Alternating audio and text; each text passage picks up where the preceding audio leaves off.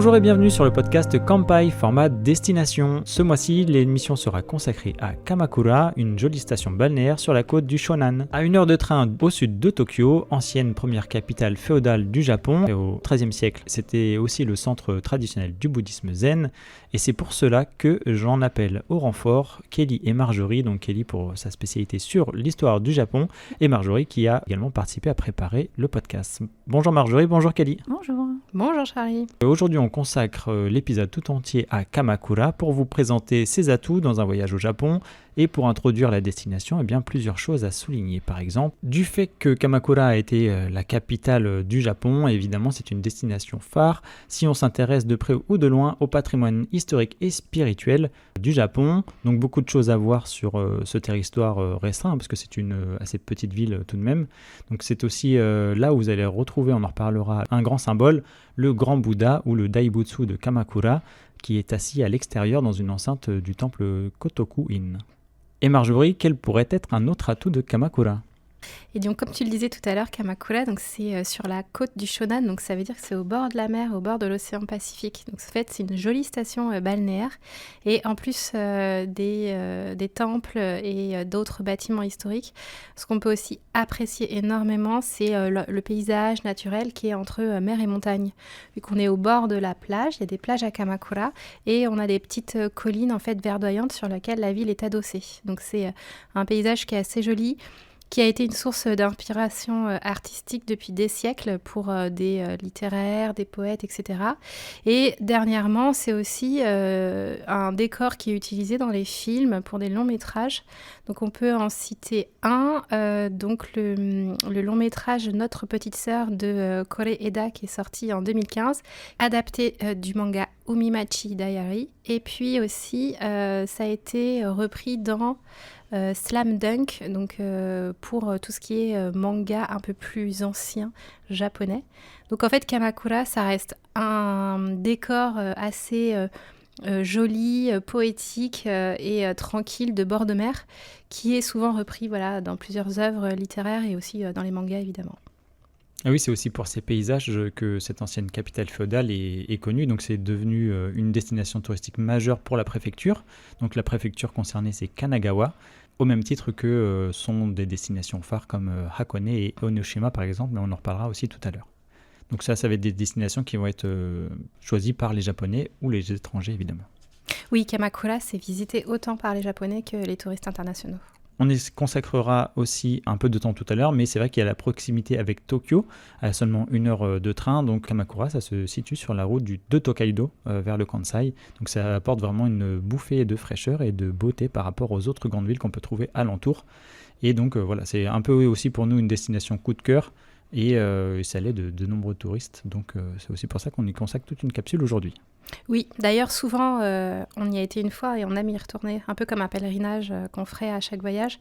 C'est une destination qui est très facile à accéder, donc depuis Tokyo en train, puis depuis d'autres grandes villes, qui est très touristique et en même temps qui a quand même gardé un charme certain. Et puis voilà, il y a des adresses qui sont touristiques et puis il y en a d'autres un peu moins, donc on va essayer de vous faire découvrir aussi autre chose. Et pour cela, comme d'habitude, on s'appuie sur nos fiches Kanpai que vous aviez rédigées, Marjorie et Kelly. Donc là, on a à peu près 17 destinations enfants de cette fiche Kamakura. Est-ce que tu peux nous en dire un peu plus peut-être ? Oui, ça sera essentiellement les temples, puisqu'il y a beaucoup de temples à Kamakura, quelques sanctuaires, le plus grand est de la ville, et puis aussi des sanctuaires un peu plus petits, et aussi des sentiers de randonnée, parce que Kamakura se visite à pied, et on peut se perdre un petit peu dans la forêt pour découvrir la ville en dehors de ses rues commerçantes. Et donc on vous embarque avec nous pour cette émission dédiée à Kamakura et au sommaire aujourd'hui, donc présentation de cette ville évidemment. Puis en seconde partie, on parlera des tops, des meilleures visites et des activités à faire dans cette ancienne capitale. Et enfin, on va voir comment coupler Kamakura avec d'autres visites, parce que souvent c'est qu'une étape parmi tout notre pèlerinage au Japon. Oui, vu qu'elle est bien située sur la route de Tokaido. En première partie, la présentation de Kamakura, pourquoi Kamakura et pourquoi visiter cette ville. Donc comme vous l'avez compris avec ce qu'a dit Marjorie tout à l'heure, c'est une ville côtière et plus précisément elle se situe dans la baie de Sagami, au bord de l'océan Pacifique comme tu nous le disais. Située à seulement 50 km au sud de la capitale du Japon, elle sert de lieu de villégiature pour les Tokyoïtes et les touristes étrangers qui viennent souvent pour une journée, un week-end, pour s'y détendre. Donc pour la partie géographie, Marjorie, je te laisse la main. Oui, donc comme tu l'as dit un peu plus tôt, c'est une cité qui est assez petite par rapport aux autres destinations qu'on avait déjà traitées dans les podcasts. Donc je pense à Tokyo, Kyoto et Osaka où on avait traité des grandes villes. Ici, on est sur une surface d'à peine 40 km², donc c'est vraiment beaucoup plus petit, et qui est donc située à flanc de colline et qui descend vers le bord de mer. Donc il y a toujours un peu de dénivelé quand on sera à Kamakura, puisque c'est jamais très plat, mais ça sera pas non plus trop difficile à faire ou infaisable à faire à pied. D'ailleurs, on visite beaucoup Kamakura à pied. Il y a 3 zones touristiques qui sont desservies donc par des gares. Vu qu'on arrive à Kamakura en général par le train, on peut le faire en voiture. Et c'est vrai que les transports en commun, c'est tellement pratique et puis on n'a pas besoin de savoir où se garer, donc on préférera le train. Donc il y a la gare qui dessert le nord de la ville, donc Kita-Kamakura. Donc là, on est dans les terres un peu en hauteur, dans les collines boisées, etc. Cette zone-là, il y a une grande concentration de temples zen et de grands temples zen, donc parmi les plus importants et les plus anciens de Kamakura. Donc c'est pas forcément la zone privilégiée que l'on choisit pour une première visite de Kamakura. En tant que, on va dire, touriste étranger, mais c'est quand même une zone qui est assez connue. On trouve beaucoup aussi d'enfants pour des sorties scolaires qui viennent vers là parce que les temples sont assez grands, les enceintes sont assez grandes, donc ils peuvent accueillir pas mal de groupes. Et comme elle revêt un caractère historique assez important, pour tout ce qui est sorties scolaires, il y a du sens. Ensuite, on va retrouver le centre-ville urbain, donc le cœur de la cité. Donc autour de la gare de Kamakura, c'est la gare principale sur la ligne JR Yokosuka. Et là, on va retrouver les alentours d'une petite ville nord classique avec les quartiers commerçants, là où on retrouve les boutiques de souvenirs, là où on peut louer aussi des kimonos à la journée, parce que ça se fait aussi comme Kamakura, c'est une cité historique, on peut faire la cité habillée en kimono. Et puis c'est là où on va retrouver le grand sanctuaire de la ville, donc on en parlera un peu après en détail, qui est Tsurugaoka Hachimangu. Et un dernier quartier qui est très sympa et agréable, que l'on visite en général souvent, c'est le quartier de Hase. Donc c'est celui qui descend vers la mer et qui est à l'extrémité ouest de Kamakura, donc en direction de Enoshima. Enoshima, c'est une petite île que l'on visite en général souvent avec Kamakura. Et donc ce quartier-là, il est autour d'une petite gare de la ligne Enoden. Donc on vous expliquera un peu après ce que c'est Enoden. Et là, on retrouve des symboles touristiques de la ville, donc le fameux Daibutsu que tu as cité tout à l'heure, Charlie, le grand Bouddha. Et puis un très joli temple, le Hasedera, qu'on expliquera aussi dans la deuxième partie. Et donc la ville, elle est ensuite jalonnée par des petits circuits de randonnée. Il en y a 3 qui sont balisés et accessibles au grand public, qui passent en fait dans les forêts environnantes et qui permettent d'accéder aux principaux temples sans passer par les rues principales. Donc ça, c'est aussi sympa à faire. Ça permet d'allier un peu nature et visite historique. Puis vu que ça fait partie du circuit touristique, vous retrouverez ces informations généralement dans soit vos hébergements, à l'office de tourisme ou autre. Ils ont des petits plans où il y a des petits flyers qui traînent souvent dans cette ville justement pour faire connaître ces sentiers-là. Et toi, Charlie, tu as aussi beaucoup visité la ville à vélo. Exactement, et j'en parlais tout à l'heure puisque j'avais loué un vélo pour aller justement à Enoshima et j'en ai profité pour faire la côte. Et ça, c'était, quand on va parler du transport, j'insisterai un petit peu là-dessus parce que c'était vraiment une très bonne chose à faire, je pense. Voilà, donc la géographie se prête au mode de déplacement doux. En le disant en introduction, Kamakura, c'est une ancienne capitale féodale et donc pour ça, tu vas nous parler aussi de l'histoire de la ville puisque si vous la visitez, eh bien, plus vous aurez d'informations en amont pour mieux connaître cette ville, mieux ce sera. Donc je te laisse la main, Kelly. Oui. Alors, déjà, on peut dire que Kamakura, en tout cas la zone où se trouve la ville actuellement, est occupée depuis plus de 10 000 ans. Donc, on a trouvé des traces qui remontent à la période préhistorique Jomon. Beaucoup plus tard, autour de 1063, le chef militaire Yoriyoshi Minamoto fait ériger un sanctuaire au bord de la baie de Sagami pour fêter une victoire militaire. Il offre ce sanctuaire à la divinité tutélaire de son clan, qui est Hachiman, et c'est le Tsurugaoka Hachimangu que l'on connaît actuellement et que l'on peut visiter aujourd'hui. Et c'est un peu le pendant du sanctuaire Hachimangu principal qui se trouve à Iwashimizu Hachimangu, qui se trouve entre Kyoto et Osaka. On a une fiche sur Kanpai sur ce sanctuaire-là qui est très jolie et pas du tout fréquentée. Oui. Et donc, l'âge d'or de la ville, comme on l'a évoqué un petit peu tout à l'heure, a eu lieu pendant la période historique éponyme, c'est-à-dire entre 1192 et 1333. Cette période vient après la période de Heian, qui était dirigée par l'aristocratie, et elle se termine avec la guerre qui oppose les clans Taira et Minamoto, qui sont 2 branches secondaires de la famille impériale. À la fin de cet affrontement, ce sont les Minamoto qui remportent la victoire, et Yoritomo, donc leur dernier représentant, est nommé shogun par l'empereur en 1192, en reconnaissance de son autorité sur les territoires de l'Est du Japon. Yoritomo, qui s'était déjà installé à Kamakura depuis 1185, va ainsi y instituer le premier bakufu. Est-ce que tu pourrais nous préciser, Kelly, ce que c'est le bakufu, s'il te plaît ? Alors, c'est un gouvernement qui est assuré par la classe des guerriers, donc les Minamoto, en plus d'être un clan issu de la lignée impériale, étaient aussi ce qu'on appelle des bushi, c'est-à-dire des guerriers, des ancêtres des samouraïs en fait. Et donc, ce qui fait que le pouvoir n'est plus directement entre les mains de l'empereur ou de sa cour. En tout cas, il est partagé avec ce shogun, au début qui est un Minamoto. En fait, c'est un gouvernement militaire, c'est le premier gouvernement militaire avant le shogun Tokugawa. C'est ça, il y en a eu d'autres entre-temps, mais ouais, c'est le premier, effectivement.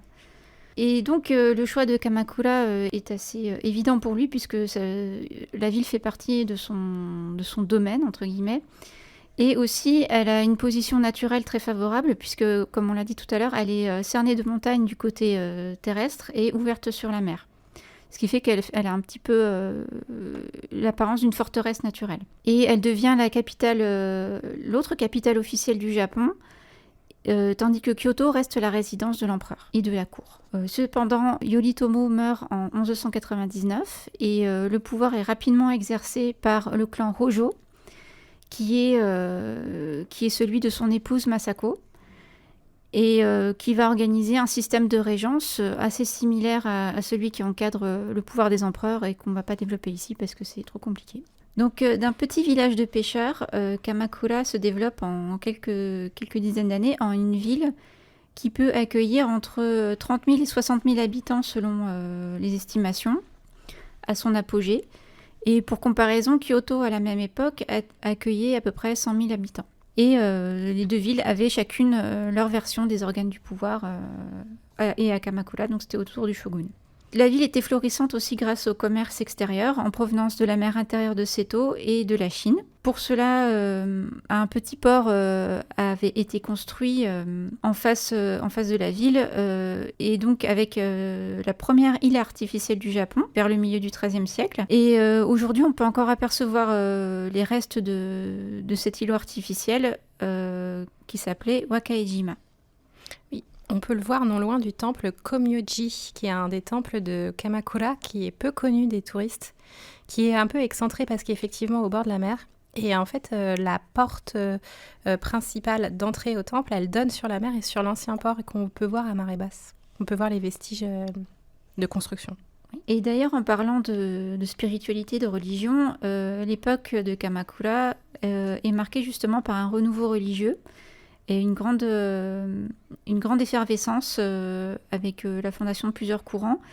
Et donc la ville accueille tout naturellement plusieurs temples de l'école de la Terre pure, du courant Nichiren de l'école du Lotus, et surtout des temples du bouddhisme zen, dont les liens avec les arts martiaux trouvent un écho favorable auprès de la classe des guerriers. On peut dire au final que la période de Kamakura a bénéficié d'une relative paix intérieure, qui a permis l'essor de l'économie du pays et de son agriculture. Et elle s'achève vers 1333-1335 avec la révolte de l'empereur Go-Daigo, qui tente de récupérer son pouvoir, mais est finalement court-circuité, entre guillemets, par un autre guerrier qui était son allié, Takaoji Ashikaga. Et lui, il est connu pour avoir fondé le shogunat suivant, donc, qui couvre l'époque de Muromachi, donc l'époque suivante. Et il se réinstalle à Kyoto, laissant la ville de Kamakura telle qu'elle, sans l'occuper davantage, en fait. Donc là, tu nous as exposé de façon évidemment concise tout ce qui s'est passé là jusqu'au XIVe siècle pour Kamakura. Et est-ce que tu pourrais nous en dire un peu plus, Kelly, sur la partie plus moderne Edo? Parce que là, tu termines en nous disant que c'est terminé pour Kamakura, j'ai l'impression. Pour sa capitale, ouais. En tout cas, son histoire est relativement tranquille, même jusqu'à présent, on va dire.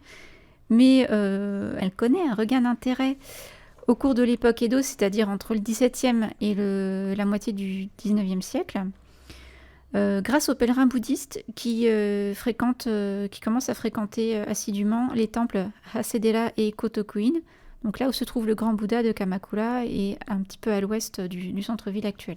Et ensuite, à la fin de l'époque Edo, et grâce à la construction de la ligne ferroviaire Yokosuka en 1889, la ville et ses alentours, donc ça inclut Fujisawa, Enoshima, Hayama et Zushi, deviennent des destinations attractives pour le tourisme et prennent des airs de stations balnéaires. Et d'ailleurs, l'aristocratie et la famille impériale s'y font volontiers construire des villas. C'est ce qu'a fait d'ailleurs la famille impériale avec la villa impériale de Hayama, qui est une villégiature d'hiver même actuellement. Et d'ailleurs, du coup, elle ne se visite pas puisque elle est toujours occupée par ses propriétaires. Et du coup, c'est parce que aussi à ce moment-là, la famille impériale est retournée vivre à Tokyo, qui est devenue la capitale. Tout à fait, oui, puisqu'à partir à la fin de l'époque Edo, l'empereur quitte Kyoto pour Tokyo, et effectivement, c'était beaucoup plus simple d'aller à Kamakura pour se détendre. Ah, oui. Jusqu'à la Seconde Guerre mondiale. La douceur de vivre, la culture et la nature de Kamakura attirent de nombreux écrivains qui viennent y séjourner et donnent une aura supplémentaire culturelle à la ville. Et c'est ce dont témoigne le musée de la littérature de Kamakura, qui d'ailleurs a été installé dans une ancienne villa aristocratique. Et qui est en ce moment en rénovation importante, donc fermée actuellement. Jusqu'en 2027. Oui. Mais à la réouverture, on pourra y admirer un joli jardin de roses. De roses. On a une fiche sur Kampai, mais c'est vrai que pour le moment, le musée est en travaux. Oui. Et d'ailleurs, je pense qu'il faut mieux le recommander à des gens qui connaissent assez bien la littérature japonaise et voir qui peuvent lire ou au moins comprendre un peu le japonais. Après-guerre, la ville a été peu touchée par la destruction. Et elle a été aussi largement protégée par plusieurs règlements d'urbanisme qui ont permis d'empêcher la construction tous azimuts de bâtiments et aussi de protéger la végétation de la ville, ce qui en font une sortie très agréable à moins d'une heure de Tokyo. Et donc avec tous ces éléments historiques, ça nous permet aussi de mieux comprendre pourquoi on en est là aujourd'hui avec cette ville balnéaire, proche de Tokyo. Donc merci Kelly pour ce point. Et toujours dans la partie dédiée à la présentation de la ville et de son riche patrimoine historique, on va attaquer la section sur le transport, Marjorie. Donc comme tu le disais tout à l'heure, il y a 3 gares pour rejoindre Kamakura. Donc le train, nous, on trouve que c'est quand même le meilleur moyen de rejoindre la ville. En plus, c'est vraiment assez court, donc comme on le disait tout à l'heure, à peine 1 heure ou une bonne heure. On rejoint la ville par la ligne ferroviaire JR Yokosuka. Et donc les 3 gares sont Kamakura, il y a aussi Kita-Kamakura, donc c'est les 2 gares sur la ligne JR. Et enfin on a la gare du quartier Hase sur la ligne Enoden pour Enoshima Dentetsu. Oui, donc c'est une petite ligne locale qui en fait longe le littoral. Et la particularité, c'est que les wagons qui circulent sur cette ligne, elles ont un côté très rétro et vintage qui est très photogénique et agréable à prendre. Ça fait vraiment petit train scénique qui longe la plage et qui permet de découvrir différents quartiers de Kamakura. Donc si vous y allez hors saison, eh bien c'est un train qu'on vous conseille puisque, même en pleine saison, mais il y aura beaucoup de monde, mais sinon il est très agréable à voir et même à voir passer, parce qu'il va passer aussi parfois donc, le long de la plage, mais aussi entre les ruelles, etc. Donc c'est très, très cool à faire. Voilà, puis il va jusqu'à Enoshima, qui est une destination qu'on visite en même temps que Kamakura en général. Enoshima, je crois qu'on fera un point dessus tout à l'heure. Pour continuer sur le train, donc il y a différents passes. Les Japonais aiment beaucoup les passes de transport. Donc il y a évidemment le JR Pass et aussi les passes de la compagnie Odakyu. Donc il y en a 2 par exemple. Celui de Enoshima Kamakura. Donc c'est un pass que vous pourrez retrouver qui est valable une journée. Il est à moins de 10 €, donc on va dire 9,50 €. Au cours actuel du yen. Cela vous permet d'avoir les transports gratuits sur la ligne Odakyu, donc entre Shinjuku et Enoshima, ainsi que sur la ligne Enoden entre Fujisawa et Kamakura. On a un autre pass, le Hakone Kamakura Pass. Lui coûte un peu plus cher, mais il est valable 3 jours consécutifs. Il est à peu près à 43,70 €, toujours pareil au cours du yen. Le départ se fait à partir de Shinjuku sur les lignes Odakyu et Enoden dans la région de Kamakura et Hakone.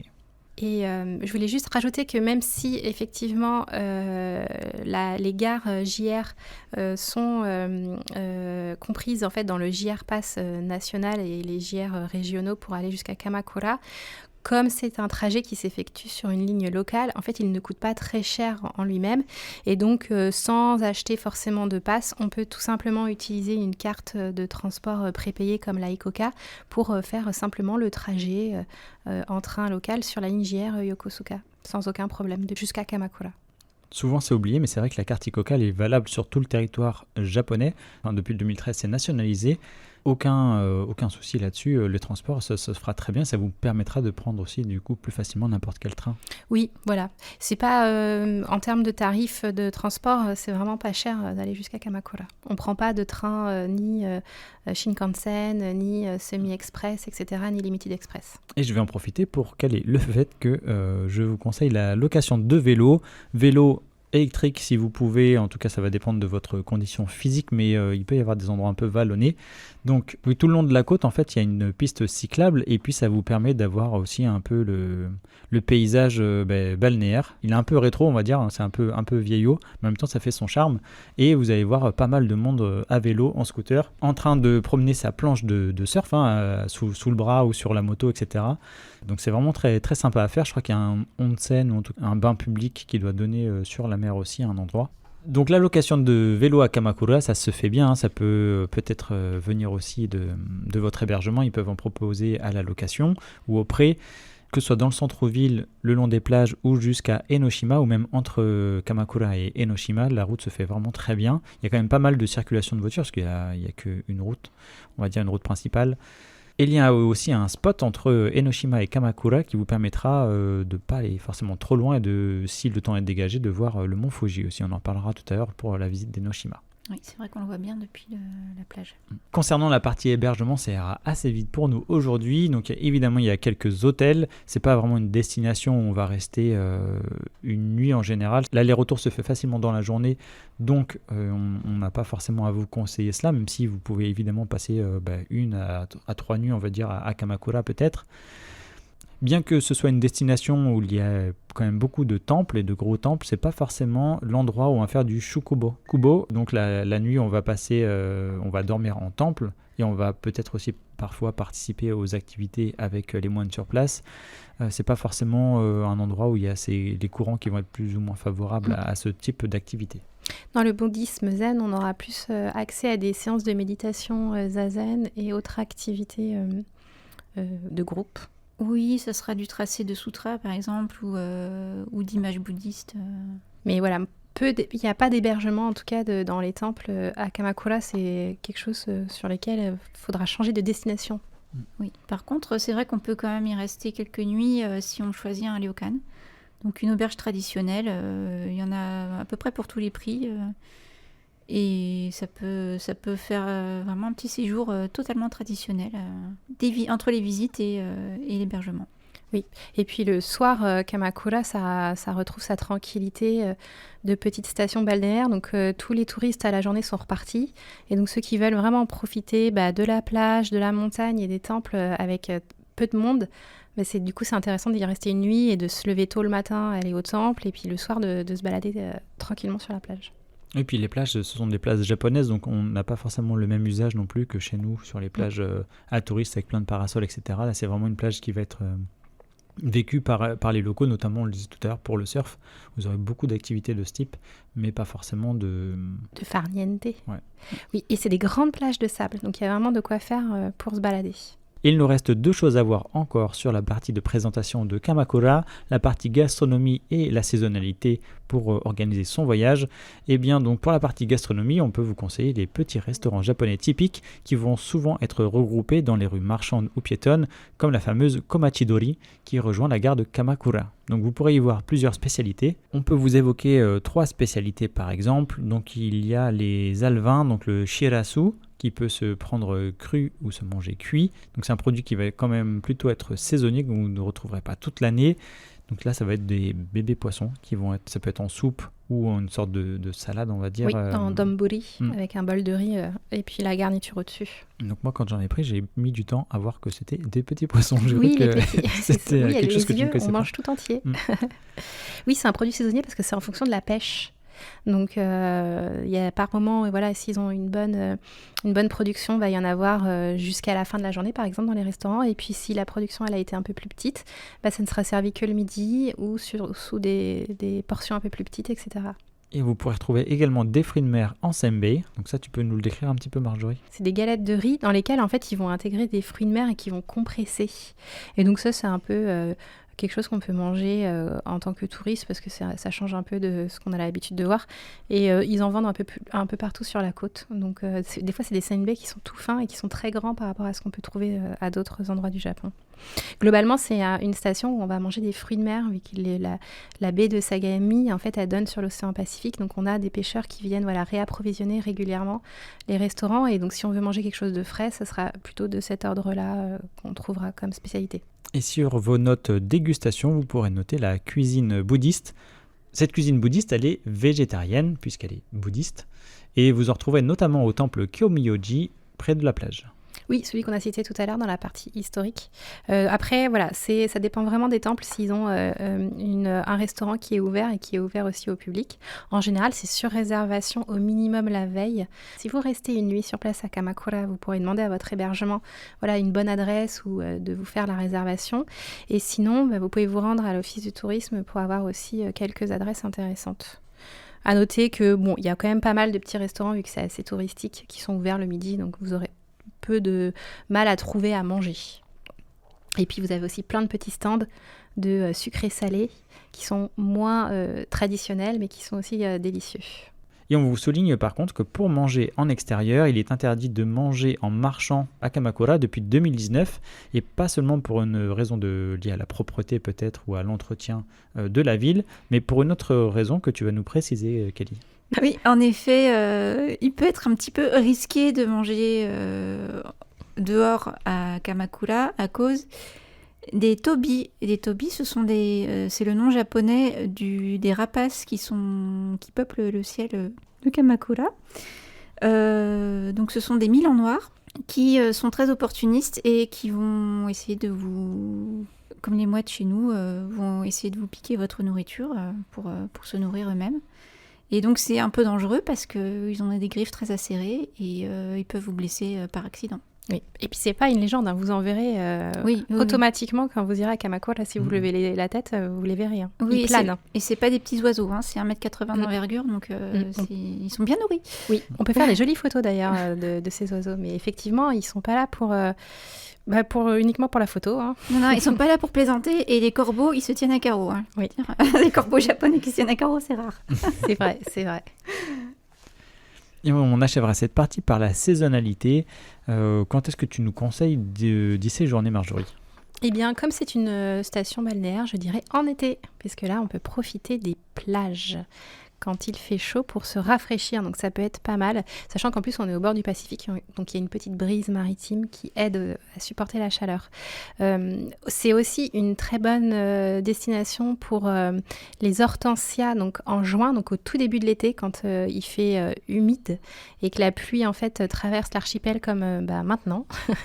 Et bien c'est une bonne destination parce qu'on a les hortensias du temple Meigetsu-in qui sont à leur apogée à ce moment-là, et le temple est très connu connu pour cette floraison-là. Ce sont des hortensias bleues qui sont magnifiques. Et il y a aussi un jardin intérieur avec des iris. Donc vous venez pour les 2 floraisons majoritaires en juin. C'est très joli. Il y en a aussi dans le temple Hasedera, dans un petit chemin un peu excentré de l'enceinte. Et comme on est aussi sur des collines boisées, du coup Kamakura l'été, c'est vraiment appréciable pour la végétation qu'elle apporte et le fait de se rafraîchir. Après, sinon, vous avez les saisons de transition, donc l'automne et le printemps qui sont aussi agréables, parfois assez fréquentés par les touristes, donc faut jouer des coups les week-ends, on va dire. Et puis l'hiver qui peut être aussi très agréable quand on a un hiver sec et ensoleillé, on profite quand même de la luminosité du bord de mer, mais qui est un peu moins intéressant niveau végétation, mais qui se fait quand même. En fait, Kamakura, ça se visite quand même un peu toute l'année. Et quand je disais que l'été, c'était une très très bonne saison, il faut aussi quand même un point d'attention à donner, c'est que c'est aussi une côte qui est quand même soumise au typhon régulièrement. Donc si vous avez une alerte d'événements climatiques à Kamakura, ne la prenez pas à la légère parce que ça peut des fois être un peu impactant, mais voilà, ça sera un grand jour de vent et puis on évitera de se promener au bord de la plage. Ou dans la forêt. Ou dans la forêt, oui. On évitera de se promener, donc on restera à son hébergement. Il me semble qu'il y a des panneaux justement qui vous indiquent les routes à emprunter en cas de submersion ou d'alerte. Ouais, non mais c'est vrai que des fois il y a des passages de typhon quand même assez réguliers, il faut le dire. Et d'ailleurs, les plages principales de Kamakura sont Yuigahama et Zaimokuza, qui sont aménagées et surveillées pour la baignade en été. Et désormais, on peut commencer notre partie 2 qui va concerner les meilleures visites à faire et les meilleures activités que l'on vous préconise à faire à Kamakura. Donc c'est évidemment une sélection de nos destinations préférées que vous pourrez aussi retrouver sur nos articles Kampai. Et donc ce sera notre partie sur les incontournables. Et la star en termes de destination, c'est évidemment Kotokuin, là où vous allez pouvoir observer le grand Bouddha de Kamakura, le Daibutsu. Donc c'est une grande statue de bronze qui représente Amida. Amida qui est représenté assis, les mains jointes. Il me semble aussi que vous allez pouvoir y voir les sandales de Bouddha. Donc une représentation de sandales version XXL. Donc c'est un lieu évidemment très touristique, sans doute le plus touristique de Kamakura d'ailleurs. Il n'y a pas grand chose à voir tout autour, mis à part la statue. Mais elle reste évidemment impressionnante, et puis selon l'heure à laquelle vous allez la voir, que ce soit le matin ou presque au coucher de soleil, parce que le temple se ferme assez tôt il me semble, mais vous pouvez aussi juste avant la fermeture avoir moins de monde si vous voulez faire de belles photos, prendre le temps d'observer ce lieu qui peut être paisible quand il n'est pas plein de touristes. Donc c'est vraiment le spot photo par excellence. L'entrée du temple coûte environ 300 yens, et vous pourrez aussi faire un tour dans l'intérieur du Bouddha pour 50 yens supplémentaires. Parmi nos autres lieux de visite, je te laisse la main, Kelly, pour présenter un sanctuaire du coup. Oui, alors on va parler du Tsurugaoka Hachimangu, qu'on a déjà évoqué tout à l'heure. Et c'est vraiment le sanctuaire shinto principal de la ville, de par son ancienneté, et aussi il est situé pas très loin de la gare de Kamakura. Et il est caractérisé par de grandes portes torii pour son accès, et son pavillon principal est au-dessus d'une colline. Donc c'est un sanctuaire qui s'étend sur une grande superficie avec différents paliers et beaucoup d'escaliers, et qui permet ainsi des vues en hauteur sur les toits des constructions du sanctuaire. L'accès est gratuit, et il ouvre aussi au musée d'art moderne, à l'annexe du musée d'art moderne de Kamakura, qui a été construite dans les années 50.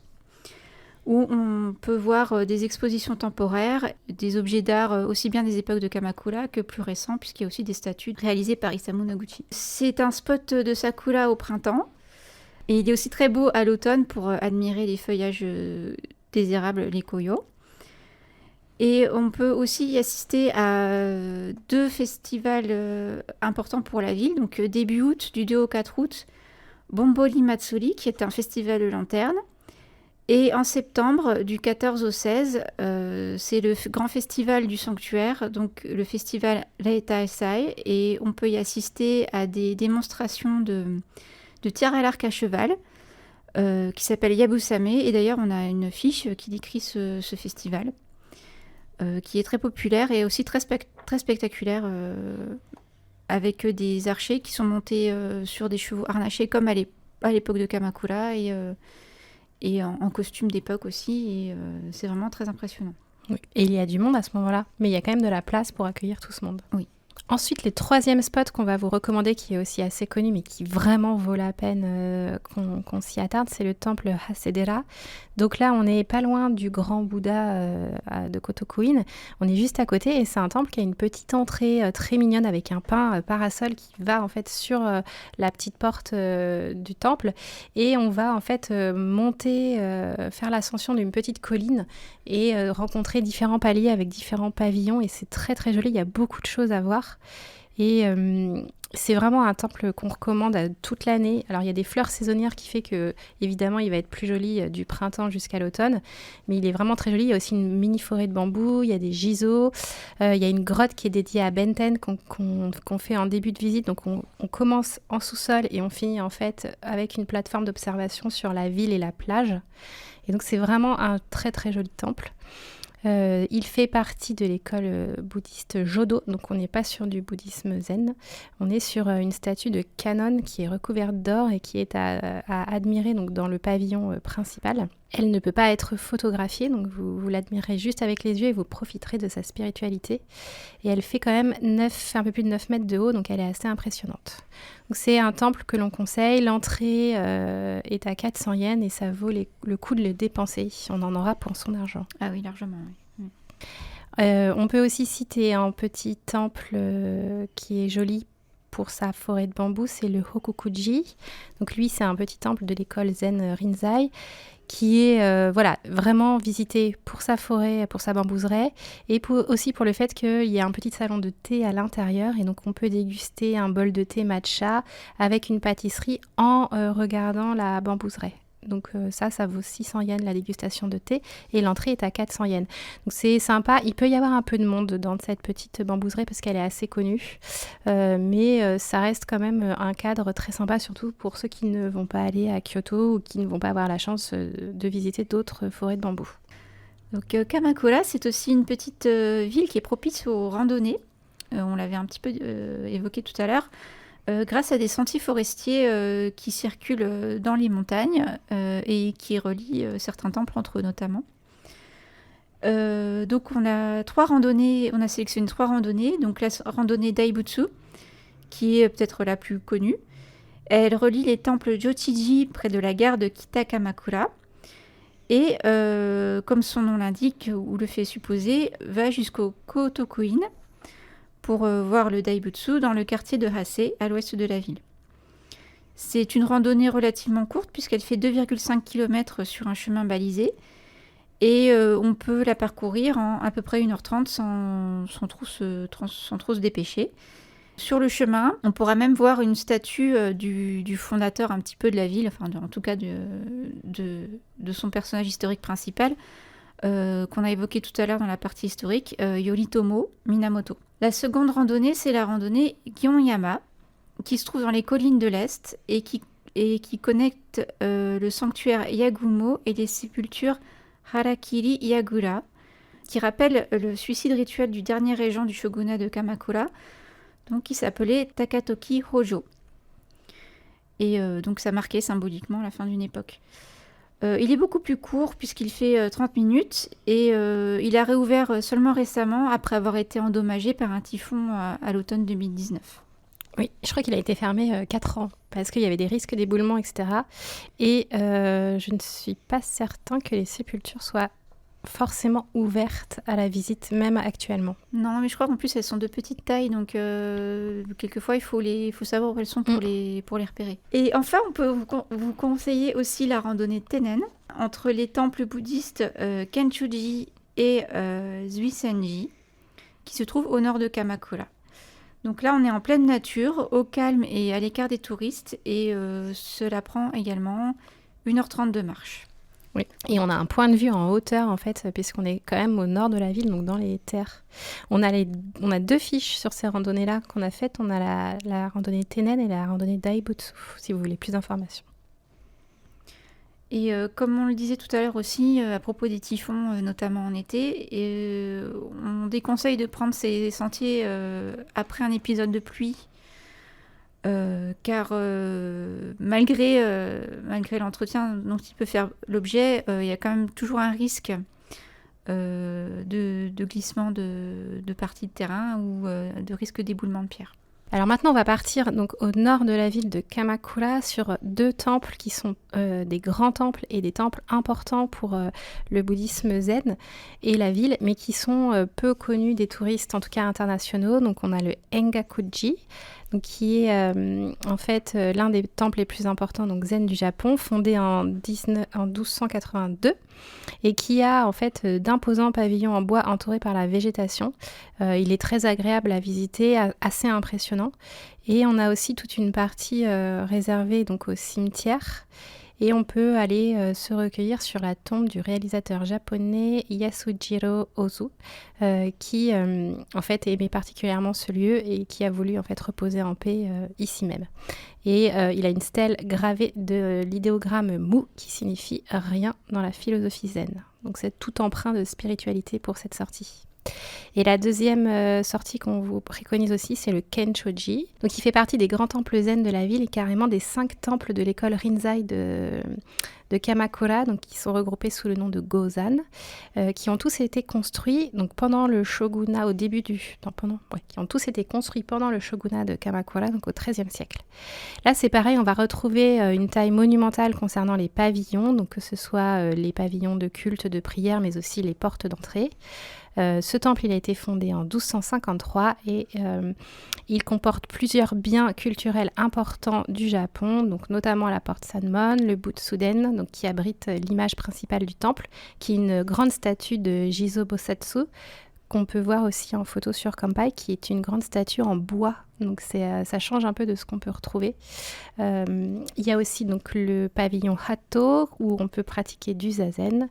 Et puis la porte Karamon, qui est reconnaissable par ses dorures et sa couleur noire qui tranche, qui est très jolie aussi, qui fait sembler un peu à un mausolée. Comme tu l'as dit tout à l'heure, le Kenshoji, c'est le point de départ de la randonnée Tennen. Donc quand vous allez tout en haut de l'enceinte, au point culminant du temple, vous pouvez commencer le sentier Tennen.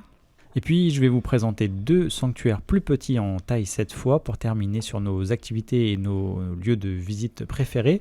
Le Zeniharai Benten. Oui. Donc ça, c'est un petit sanctuaire qui est niché dans la roche. D'ailleurs, pour y accéder, il me semble qu'on passe par un petit passage qui est creusé à même la roche. Donc c'est pas une grotte pour l'accès en tout cas, mais on traverse les flancs de la montagne. Le complexe est un bel exemple de syncrétisme puisqu'il mélange les religions shintoïstes et bouddhistes. Donc les visiteurs, ils vont s'y rendre par exemple pour laver leur monnaie dans l'eau sainte et faire un vœu de fortune. Donc c'est lié à une tradition, à une croyance, où laver son argent dans cette source naturelle permettait de faire multiplier ses pièces ou ses billets.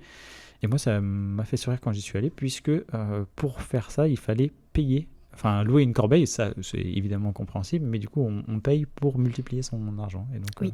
Ça s'appelle un investissement. Voilà, c'est ça. Il faut d'abord le purifier pour espérer qu'il se multiplie. Et donc ça se fait à l'intérieur. Donc il y a une partie de la source naturelle qui est déviée, et ça se fait enfin, c'est pas vraiment une grotte, mais en tout cas, vous rentrez sous des parois de pierre, sous la roche, pour faire ça. Et donc c'est très sympa aussi à faire ou à voir. Oui, c'est un petit bassin en fait qu'ils ont mis à disposition, puis on s'accroupit et on plonge la bannière avec quelques pièces dans l'eau. Oui, exact. Ouais. Ce sanctuaire, il est moins facile d'accès puisqu'il est caché un peu plus haut dans les collines. Il est sur le sentier de randonnée de Daibutsu d'ailleurs. Oui. Et enfin, à noter, beaucoup plus petit, le Sasuke Inari Jinja, qui est à côté du précédent sanctuaire, donc le Zeniharai. Il est également caché dans la forêt et même au milieu des bambous. Et vous allez pouvoir y observer des statues de renards par milliers que les visiteurs et les croyants achètent et disposent dans ce sanctuaire. Vous pouvez en acheter sur place et on peut vous le conseiller juste avant la fermeture ou dès l'ouverture, puisque il y a moins de monde et puis ça fait très... Là du coup on retrouve un petit aspect mystique, je trouve, entouré de toutes ces statuettes. Il est un peu désordonné par endroits, etc. Il est dans son jus. Et pour cette capsule dédiée à Kamakura, on va vous expliquer en troisième partie comment intégrer cette destination dans votre itinéraire de voyage au Japon. Donc souvent on visite Kamakura, comme on a dit tout à l'heure, à la journée, soit avec un aller-retour depuis Tokyo, depuis Shinjuku si on précise un peu plus.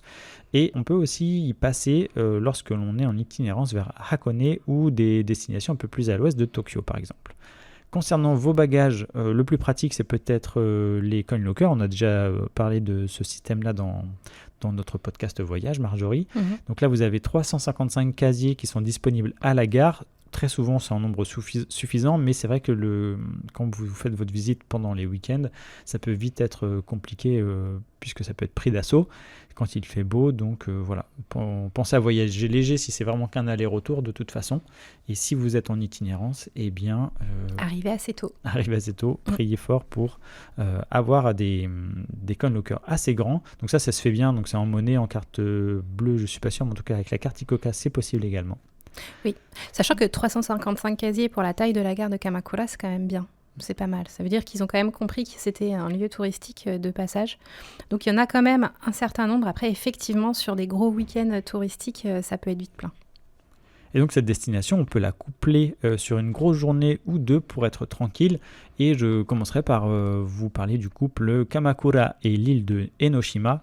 C'est vraiment le duo le plus connu qui fonctionne vraiment bien. Il est facile à faire. En plus, on vous a dit tout à l'heure qu'il y avait le transport en train qui permet de le faire facilement, ou le vélo si vous avez plus le temps. Oui, le parcours touristique, il est vraiment excellent. Donc, on suit la ligne de train Enoden, donc le petit train rétro tout mignon. Et après avoir visité ce qu'on avait envie de voir à Kamakura, donc certains temples ou sanctuaires ou les petites rues locales et marchandes qui sont jolies, eh bien, on peut aller jusqu'à l'île d'Enoshima et on va faire le parcours classique de l'île d'Enoshima, c'est-à-dire son sanctuaire principal, donc Enoshima Jinja. Et puis après, on pourra monter voir les jardins de Samuel Cooking. Et puis, si on a du temps, on ira voir aussi la côte sud, qui est la côte la plus escarpée, qui est face à l'océan Pacifique. Il y a des jolies vues à faire, il y a un petit temple, il y a des grottes. Et par beau temps, vous aurez aussi une vue sur le mont Fuji à un certain endroit. Et puis là, tu parlais de l'île d'Enoshima. Dessus, il y a une tour d'observation sur laquelle on peut monter. Au Samuel Cooking Garden. Et pour y accéder, d'ailleurs, il y a 3 escalators qui vont être un peu, pas scénarisés, mais en tout cas, ils vont être décorés. C'est des escalators d'extérieur pour lesquels vous pouvez payer. Et puis, tout le long, vous avez des animations digitales avec l'océan, etc. C'est très sympa à faire. Ça habille un peu le parcours, parce que c'est très pentu, donc il y a quand même pas mal de marches. Oui, et Enoshima, pour information, ça a accueilli certaines compétitions sportives des JO en 2021. Tout ce qui avait attrait des compétitions à la voile, ouais. C'est des sports nautiques. Il y a un port en fait à Enoshima. Et si vous voulez vous faire croquer les doigts par les aigles, il y en a aussi à foison. Donc ne sortez pas avec votre nourriture. Par contre, c'est vrai qu'on les voit vraiment à hauteur d'homme presque, puisque on monte au fur et à mesure et tous les milans sont autour de nous, donc c'est vraiment très sympa. Oui, sachant qu'en plus au pied de l'île, tout en bas, il y a plein de petits restaurants, donc ils savent qu'il y a une réserve de nourriture très très bonne, pas loin. Oui, là même si vous ne lisez pas le japonais, vous verrez les panneaux en gros avec les photos d'aigle, donc vous serez avertis. Et donc, un autre couple qui fonctionne aussi bien, c'est Kamakura Fujisawa. Donc, Fujisawa, c'est peut-être un nom qui parle moins aux personnes, mais en fait, Fujisawa, c'est la ville qui abrite l'île Enoshima et qui, en fait, est aussi sur côté terre, un peu sur le continent. Et donc, on peut visiter un peu cette ville et faire quelques sites touristiques. On a un temple bouddhiste de la secte Nichiren qui est à voir, c'est le temple Ryokoji, qui retrace en fait une partie de la vie du moine prêcheur qui a fondé donc le courant Nichiren. Et vous avez aussi un aquarium, si vous êtes fan de ce genre d'endroit, qui est l'aquarium de Shin Enoshima, donc qui est côté continent, si j'ose dire, et qui est face à l'île d'Enoshima. Donc ça, c'est les 2 petites choses qu'on peut faire à Fujisawa qui sont vraiment moins touristiques et moins connues du grand public, si vous voulez quelque chose d'un peu plus calme. Tout à l'heure, on parlait du Hakone Free Pass Kamakura. Ça va vous faciliter la vie si vous l'avez par exemple, puisque vous pouvez soit partir de Kamakura ou de Odawara pour faire ces visites. Là, par contre, ça va vous demander une grosse journée puisque c'est un peu plus loin. Et il va falloir donc sélectionner en conséquence vos destinations pour être en vadrouille, mais sur une zone géographique beaucoup plus restreinte. Et donc sélectionner ce qui vous plaît le plus. Par exemple, on peut vous conseiller de juste faire Kita Kamakura ou juste autour de Hase par exemple et filer jusqu'au château d'Odawara sans faire le longe-côte, donc sans passer par le littoral. Oui. Ensuite, on peut associer Kamakura et Yokohama sur une seule journée, en commençant par Kamakura pour l'essentiel de la journée et éventuellement en rentrant sur Tokyo. On peut s'arrêter à Yokohama en cours de route et passer la soirée au port Minato Mirai, profiter un peu du paysage ultra moderne avec tout le quartier commerçant et de loisirs, et aussi éventuellement visiter le quartier chinois qui est aussi très animé et qui propose pas mal de possibilités de se restaurer également. Et dernière sortie qu'on peut vous proposer avec Kamakura, donc c'est la péninsule de Miura. Donc en fait, la péninsule de Miura, c'est sur la ligne JR Yokosuka. Yokosuka, c'est la grande ville, on va dire, de Miura. Et donc c'est la péninsule qui est entre Tokyo et Kamakura. En fait, vous longez vraiment la côte et vous arrivez à cette péninsule-là qui est moins connue des touristes que Kamakura, puisqu'elle a moins en fait de patrimoine historique à faire valoir. C'est une péninsule qui est plutôt rurale, avec très campagnard, mais toujours au bord de la mer. Et donc ça peut vraiment, si vous avez envie de sortir de la ville et d'avoir quelque chose d'assez tranquille, avec une atmosphère un peu hors du temps, c'est vraiment là où il faut aller. Donc vous avez la grande ville de Yokosuka, et puis vous pouvez après longer la péninsule. Alors là, pour la longer, vous pouvez la faire en voiture parce qu'il y a moins de trains, et sinon vous pouvez aller de l'autre côté donc Yokosuka, c'est sur la côte est de Miura, et sinon vous allez sur la côte ouest de Miura où vous avez les autres villes, donc avec des plages comme Zushi et Hayama. Donc c'est ce que tu citais tout à l'heure, Kelly, dans la partie historique. Hayama, vous avez une villa impériale, et Zushi, c'est en fait une ville qui est connue pour sa plage, de la part des Tokyoïdes qui viennent souvent en week-end aller à la plage jusqu'à Zushi, parce qu'il y a une ligne de train en fait qui s'arrête ici. Donc ça peut être sympa à faire si vous voulez une destination un peu moins connue que celle qu'on a citée plus haut et qui est assez rurale. Donc là, ces destinations, c'était quand même en but de faire un séjour court, on va dire d'une grosse journée ou de jours d'affilée pour être assez tranquille. On peut aussi avoir d'autres couples de destinations ou d'autres régions à visiter si vous avez un peu plus de temps.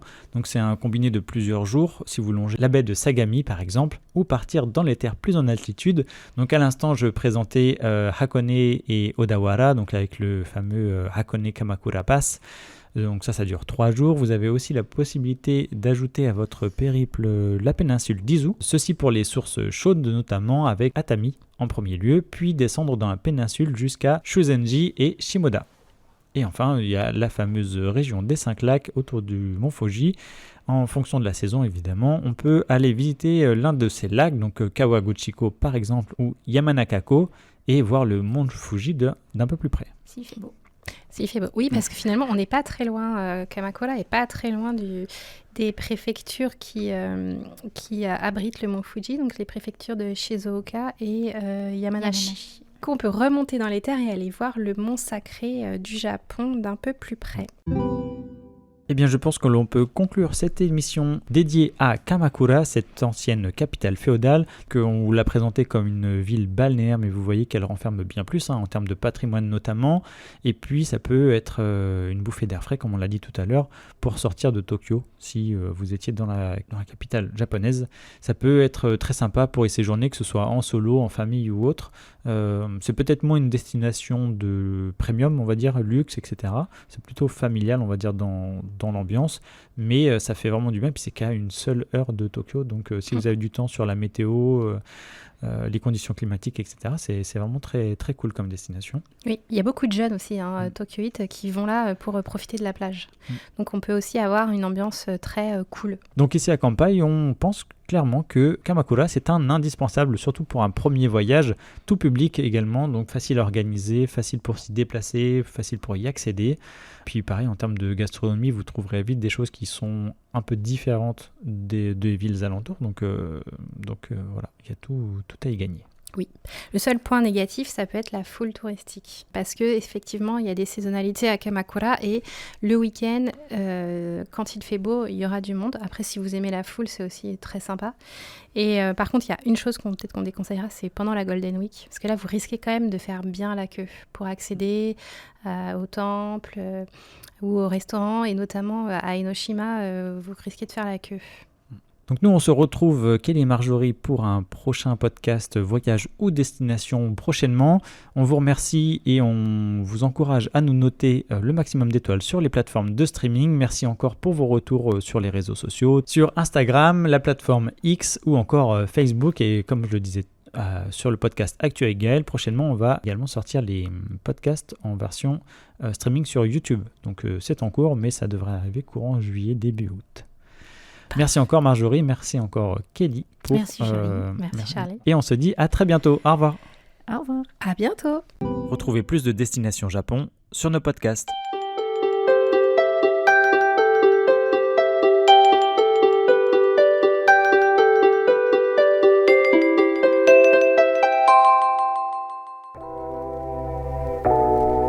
Merci d'avoir écouté cet épisode du podcast Kanpai. Nous espérons qu'il vous a plu et que vous en avez appris plus sur le Japon.